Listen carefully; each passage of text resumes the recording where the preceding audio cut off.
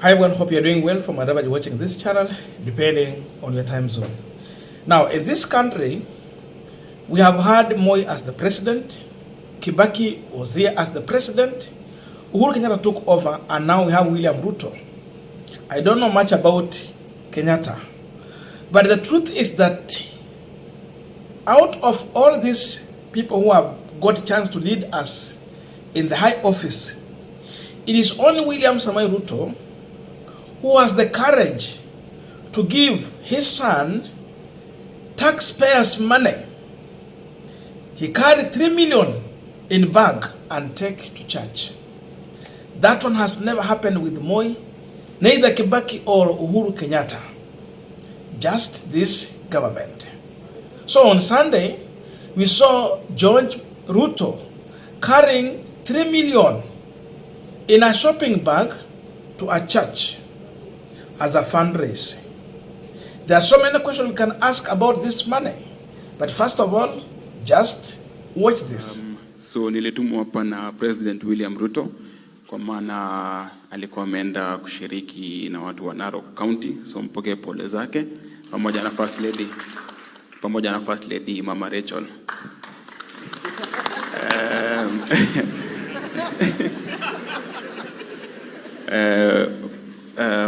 Mnapojua mimi ni rubani, mimi si mwanasiasa na mimi si mhubiri, so sina mengi ya kusema, ni hayo tu kwa sasa. President William Ruto ameweza kuchangia 3 million kwa hili.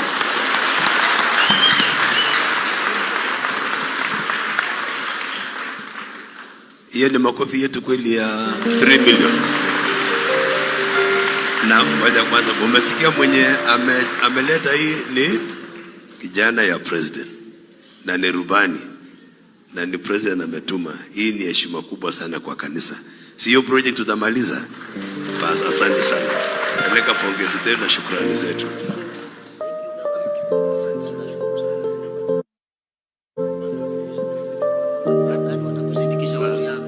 Sasa watu yangu ya kusudi. Now, on this punchline, we don't condemn giving to church. In fact, we encourage. But there are other factors we have to look into when we see someone sitting in the highest office and trying to do exactly what William Ruto is doing. And we want to check deeper into that. Before we go deep into this, just a quick request for those who are watching and you are not subscribed, please consider subscribing to our channel. Thank you so much. And again, to all our viewers, please give this video a thumbs up. Thank you so much, and back to this discussion. Now, I don't know what picture comes to your mind when you see President William Samoei Ruto's son carrying money, huge amount of money to church, yet we are in a country where we have not been able to pay health workers. When I talk about health workers, this is very emotional, because if health workers are not paid, they go for demonstration. Today, they're not working. That means if you have a sick person, he might end up dying in your hands because the health facilities have been closed down. That's the situation in this country. So it means Ruto can take taxpayers' money to the church to entice the church, yet health workers have not been paid, and therefore Kenyans being risk of dying just because there's no one to attend to them. Look how far this is happening. When Ruto is taking money to the church, we are talking about buying of medicine in the church, in the hospitals. Beside health workers staying away from duty, the other problem is that even if they will be on duty, there is no medicine in the hospitals. Why? County governments have not been paid. The other day I saw how Gashaga was telling governors they promised to give some money, but it's not guaranteed because they're not sure on how they will collect money. But we can see George Ruto carrying 3 million to the church. Hiyo inatoka wapi? So once governors don't have money, how do you expect them to buy medicine? Now health is a developed function. So this regime does not care about your health.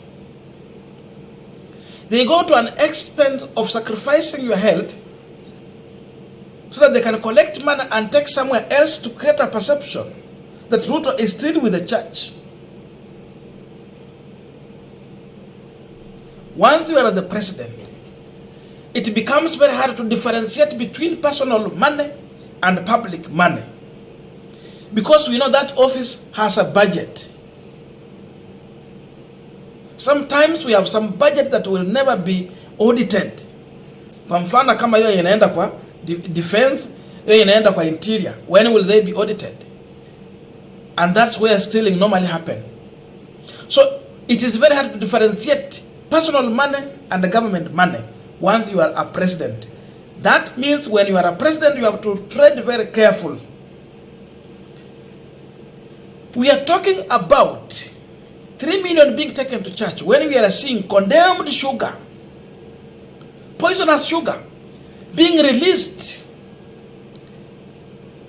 and displayed to shelves in this country. People are buying, and we will be asking question, hii ndio pesa imetoka kwa ile sugar ilikuwa condemned?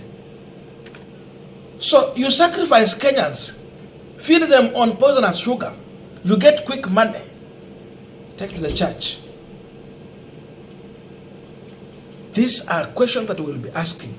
Hii pesa ilitoka wapi? We are talking about taking money to the church in millions. Yet we cannot see the same people going to Turkana, where there is big problem. People are suffering from hunger. They don't have food.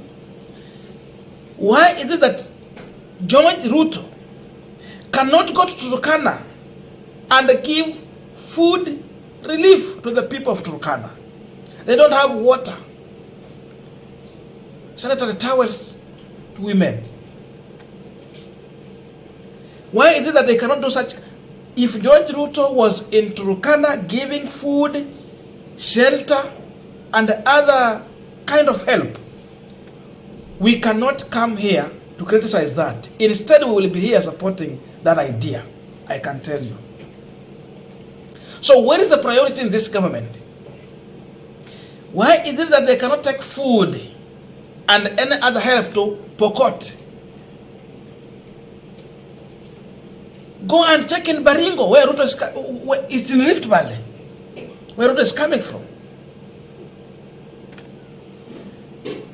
Watu wanahitaji kule msaada mkubwa, wanakufa njaa mpaka wanachinja umbwa, wanakula umbwa. But you see, the son is taking money where? He's going to buy bishops and pastors in the church. But they cannot go to Turkana, where Pastor Ezekiel was giving food, where Pastor Ezekiel was giving cloth, where Pastor Ezekiel went to preach the gospel, but he was condemned. Look at this. I don't know the priority in this government.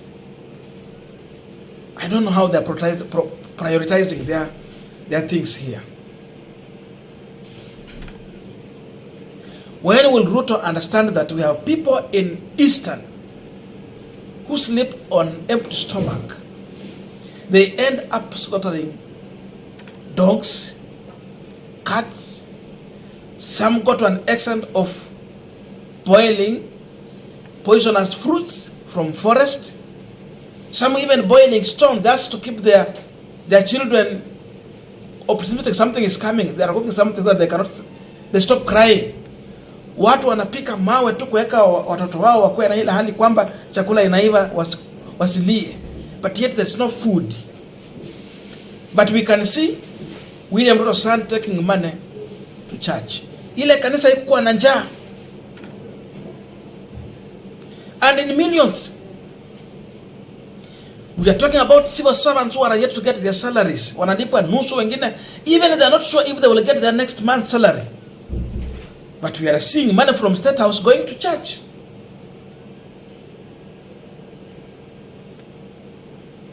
Hakuna vile tutafautisha pesa ya Ruto na pesa ya serikali.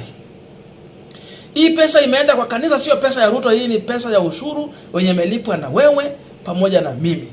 Kanisa lisaidiwe, ndio hatukatai. Lakini si tuanze na watu ambao wanakufa njaa. Kenyans cannot afford food. Saizi one packet of unga is going for 230. Nimepiga hesabu ya mahindi nikaona kwamba gorogoro moja inauzwa 200. Mahindi tu kwa kijiji huko. But we can see a government that is collecting money, taking it to areas where they know they have votes. You go and entice people. Hata wale watu walipelekewa pesa kule kanisani, wale walikuwa wanashirika kile kanisa, wengine wamelala hata njaa. They don't have anything because of high cost of living.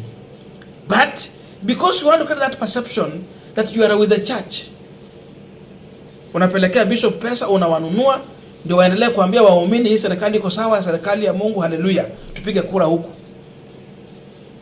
I am surprised.